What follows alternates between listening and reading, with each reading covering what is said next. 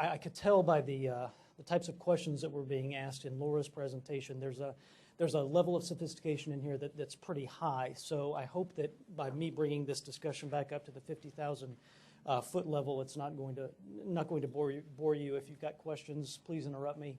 Hopefully, we'll give you some good tidbits to take back home. In thinking about what I wanted to say today, sort of occurred to me that I'm probably going to give you more things to consider and questions to ask than answers or a blueprint to how things might work in your particular jurisdiction.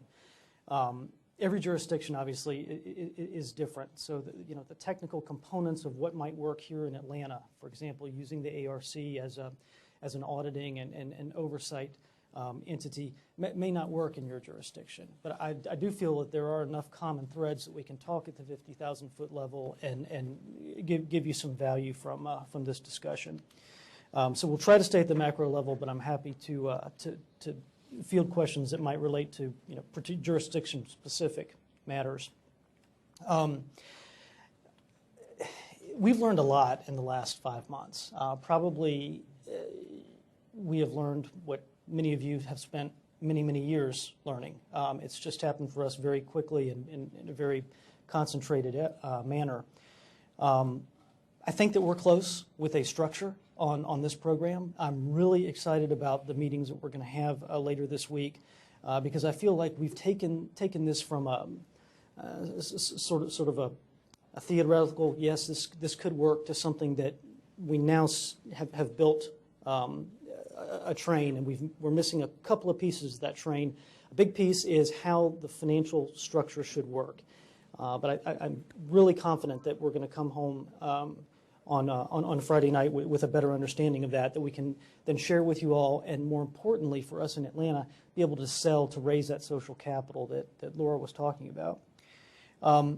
In terms of what we've learned so far, I think that credibility really has just been the key. As we've heard that word used a number of times, but I really do believe that at the heart of our effort, it's just been credibility. And so I'd encourage you, when you go back to your jurisdictions, and I was talking with Scott and David a little earlier today, when you start thinking about the structure of your team and your core group and the folks that really will be on the ground getting things done, first and foremost, they got to have credibility, and credibility not only in the sense of being believable and honest and open with what you're trying to do, but folks that have some credibility with both equity sources, potential investors, as well as the governmental entities with whom you're inevitably going to interface. So much of this gets back to your core team. When I was in law school, I'm a transactional lawyer now. Haven't been in a courtroom in 17 years, voluntarily at least. That was a joke. When I was in law school, though, I was a star moot court and mock jury student. I was selected for a very special group of Emory Law School students that traveled the country competing in these moot court competitions where we'd have appellate arguments, and you'd field questions from justices based on a make-believe set of facts and circumstances. And one of the things that I learned as a result of that experience, it was very fun, but also I learned the KISS method of sales. Does anybody know the KISS method? Keep it simple, stupid. And it works. It works if you're selling cars or if you're selling arguments to a jury. And I think Laura alluded to this. When you start going out to folks that you want to invest in your program with in-kind contributions or properties or money, once you start getting into that whole stimulus and we're going to match with federal dollars from TAP, you lost them. And they don't believe you, and it just the discussion ends. So I think that going out, talking to people, and focusing really on your main objective, getting rid of bad assets on the ground, converting them into some, a better use, a park, and potentially land banking for future benefit really is the concise sales pitch that you need to use. I'm preaching to the choir about the naysayers. You all have lived it. We've lived it for 5 months. It starts out with doors slamming in your face, not unlike what I envision Billy Payne and those who initially in the late 80s and early 90s started the Bring Atlanta, the Olympic Games movement. The Olympic Games in the city of Atlanta with really no redeeming quality in terms of transportation, poor air quality, et cetera. It couldn't be done. Well, it actually did get done as a result primarily of the core team that they had assembled. 360-degree skill set, another core team issue that I've quickly learned. I take no credit for a team that's been assembled. Laura and her folks have done a great job. But I think that one thing that makes us very unique is that we have a lot of fun. We all get along with each other very well, but we are each blessed with multiple talents. And those talents, while distinct, they are very compatible, and they've helped move the ball as far as we've gotten in the last 5 months. So key to your group is pick the folks that are energized, that believe in the vision, that believe in the goal, can obtain the objective, and can get the job done. Stay nimble. And Mike, I've made this comment to him before, Mike's operation is a very nimble operation. When you get too many cooks in the kitchen, too many people telling you why you can't do things or how you should do things better, that's, to me, an instant red flag that is not the appropriate constituent for the group. Stay as small as you can, work hard, and I'm convinced, I've just seen it in the past 5 months, that you will get results. Knowing the product, again, has been key to us. It's very easy for all of us to talk about what we're doing. I mean, why are we doing what we're doing? We're spending our time trying to get rid of development on the ground to build parks. That's an easy thing to address. The what and the how, though, are very, very difficult. It seems like you can look at this as a business and say, well, we're going to create an entity, we're going to go and acquire these assets, we're going to develop them as parks. That doesn't sell. It does not generate the type of revenue that you're going to need to really do this on a large scale. So above all, I think spending time up front trying to decide exactly what you're going to do and how you're going to do it is time well spent. So let's just take a second and talk about what are you? What is your group and your jurisdiction going to do? What do you want to do? Well, you want to convert distressed real estate to parks. Inevitably, you're going to get the question, well, what do you mean by distressed real estate? Everybody has a different idea of what is distressed. Is it property that's over leveraged? Is it contaminated property? What is really your definition of it? And how do you avoid claims of preferential treatment or parochialism? What's in it for me? Why did you choose this bank's bad asset over this bank's bad asset? Who's going to be the watchdog over your organization, blessing your organizational decisions? I don't know the answer to that, other than to try to create some sort of check and balance system like Redfield's Atlanta has done with a 3-legged stool, or it probably will ultimately evolve into a 5-legged stool. But what you can do that you have control over initially is to develop, I think, some internal talking points, some sort of guidance documents for your group's thought process that maybe not be published to the general public, but will help you, really focus on exactly what your mission is and how you're going to achieve it. I'll just give you one example, and this will be in the materials if anyone wants it. We've spent probably a full day of brain damage coming up with a definition of what I think is pretty good. What is a Redfield? And what we've done is we've kind of taken a look at, here in Georgia we have a number of redevelopment tools, a brownfield statute, we've got a voluntary remediation statute, we have things in Atlanta that are mechanisms for tax increment financing called TADs, tax application districts. We've taken a look at all of those statutes and we've sort of combined them into one definition of a Redfield. And really, when it comes right down to it, I think it's pretty obvious, but it's a tool that will help you focus your thinking. And really there's four characteristics, three pretty tangible characteristics, and then a sort of lawyer-created catch-all. But a Redfield, we think, is property that either itself or in and around its general vicinity is in a bad location. It's maybe it's got some physical attributes that are less than wonderful. Environmental contamination. Perhaps there's a sufficient number of liens on the property. Something about the property or its location itself renders it not really one of those types of properties that you would cherry pick for redevelopment. Alternatively, it could have a financial something wrong with it financially. There's too many liens. It's got way too much debt on it, or there is something inherent about the financial condition of the property that makes it bad. What about the ownership status? Is it in the hands of the FDIC or the Federal Reserve or some entity that really does not have any clue to maximize value or contain the property from continuing to lose its value? Alternatively, there may be some properties out there that, because of other factors, would render it appropriate for redevelopment in a red fields to green fields context. Maybe there's some federal grant money tied to a property, or it's within a certain zone within a city or a county that has the ability to tap into some federal resources. Those properties, too, we will certainly look at, and all of this is built in, by the way, to the ARC model. All right, so you're going to acquire the property, you're going to redevelop these bad assets into parks, you're going to get rid of the strip malls and the Gold's Gym, and what else are you going to get rid of? I mean, what else are you going to do? Are you going to do academic study? Will there be research associated with your program?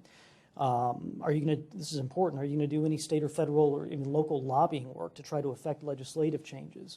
What about working with local governments? Will your entity or your program partner with an ARC or a government or a quasi-governmental unit? Who's going to be responsible for the O&M after the park is constructed? Ultimately, I think everyone in the room needs to make a conscious decision of whether you do want your program to be an economic engine. Do you want it to be, in large part, an economic recovery vehicle? We've made that conscious decision here in Atlanta because we are at the epicenter of the crisis.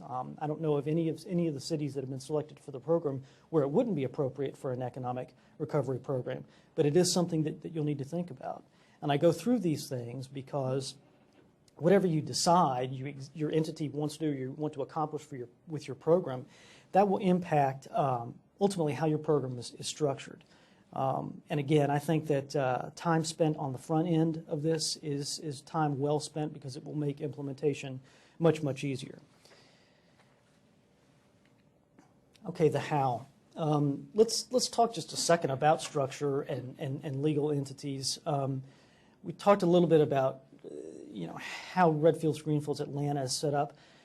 That three-legged stool was created maybe 2.5 months ago, 3 months ago. We have evolved our thinking significantly, and that three-legged stool needs to be tweaked a little bit.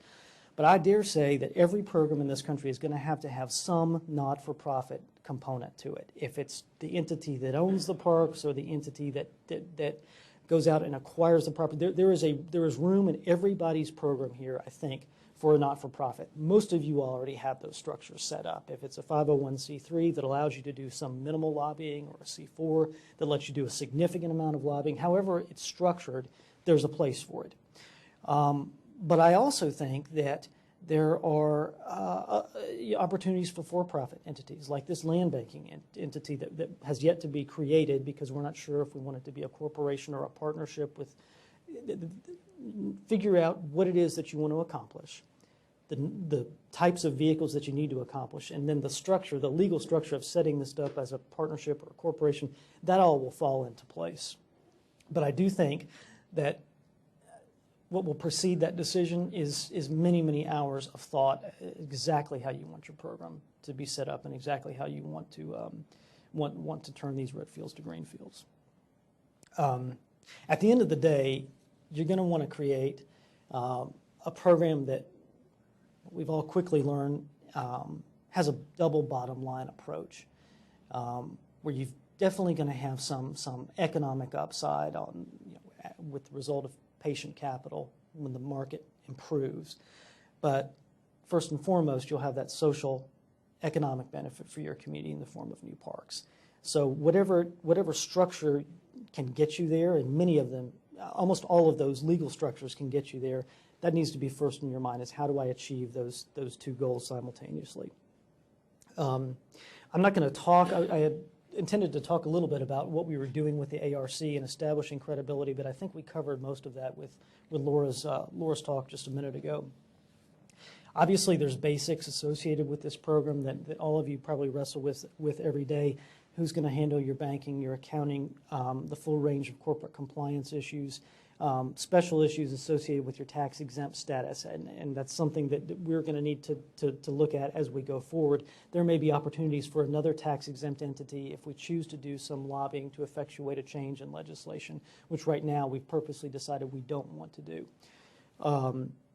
I've spent the last 2 or 3 days dealing with directors and officers and liability insurance, and it's another world in and of itself, but find a good broker, and they'll particularly one that is accustomed to dealing with federally funded programs and nonprofits.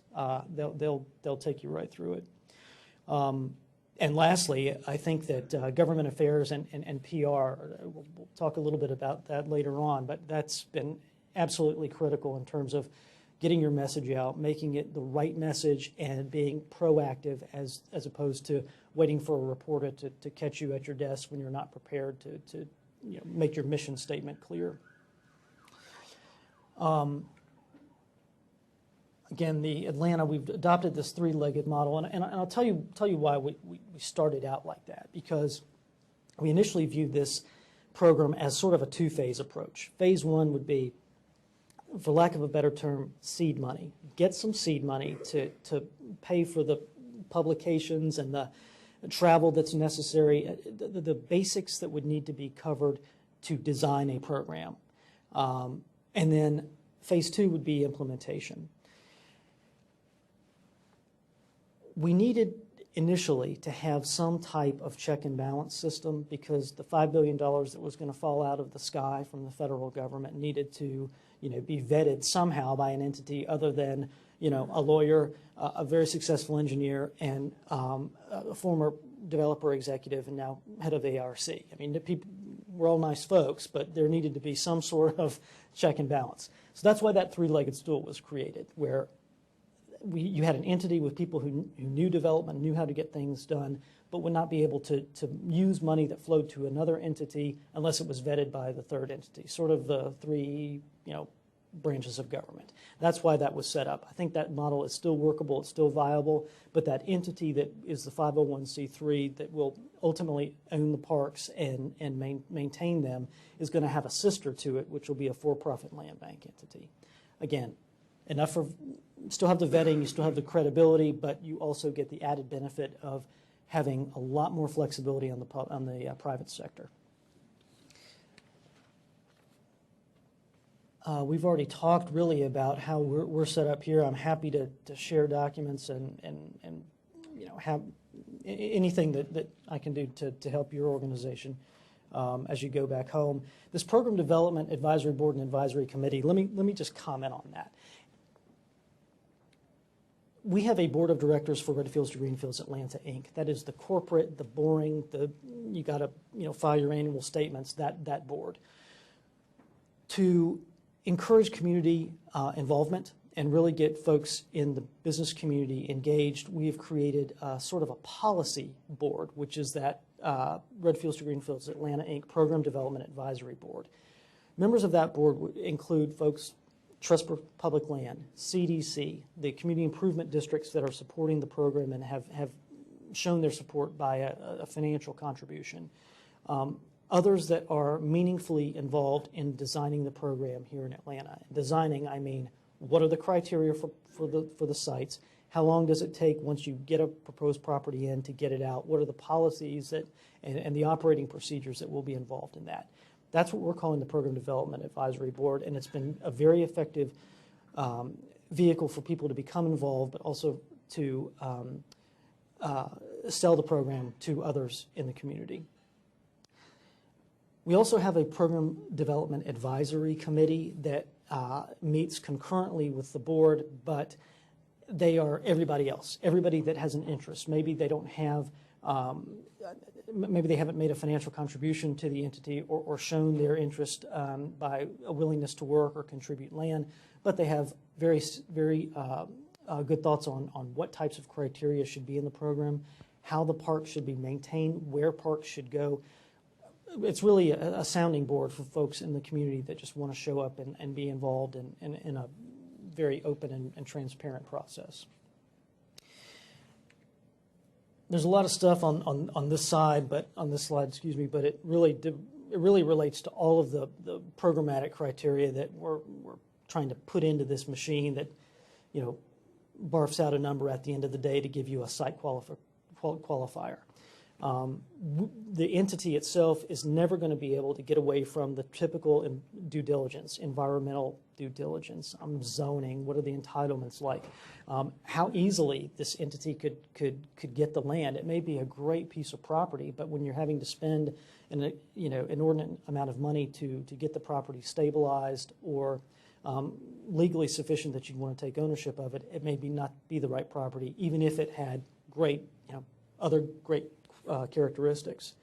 So I think that partnering with an entity like an ARC or some entity that has data and folks that are willing to manipulate it for you, that's a great partner to have, because you and your organization are going to know inherently this has got too many zoning problems, or it's got too many environmental problems. I can't justify spending to get to the end of the day to take this property on.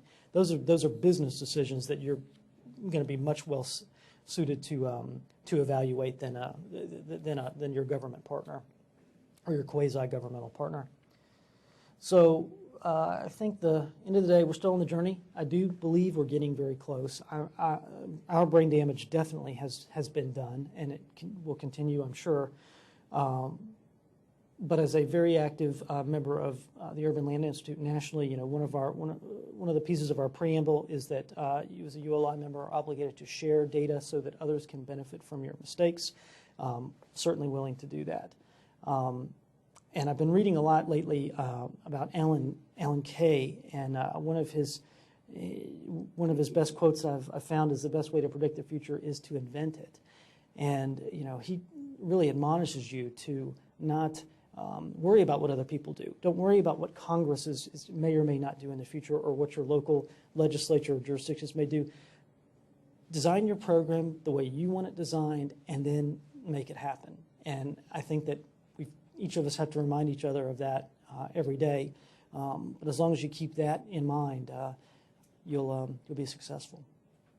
So thanks for letting the lawyer talk to you over lunch. Hope you don't get stomachache.